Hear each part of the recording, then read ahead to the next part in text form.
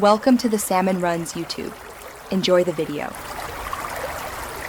You start by getting transforms and origins correct.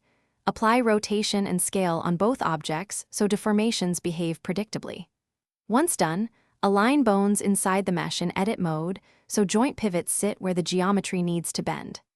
Next, select the mesh, then the armature and press Ctrl plus P and choose with automatic weights. This creates an armature modifier plus vertex groups automatically. You do this now because Blender's automatic binding is the fastest reliable foundation for manual refinement later.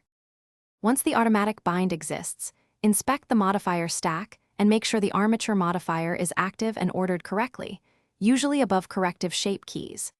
Then switch to weight paint to visualize which bones influence which areas. You'll often see spikes that need smoothing. Make iterative edits.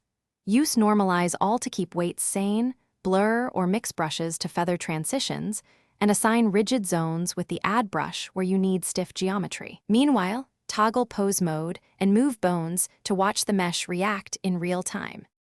To finish, clean geometry issues that break weighting.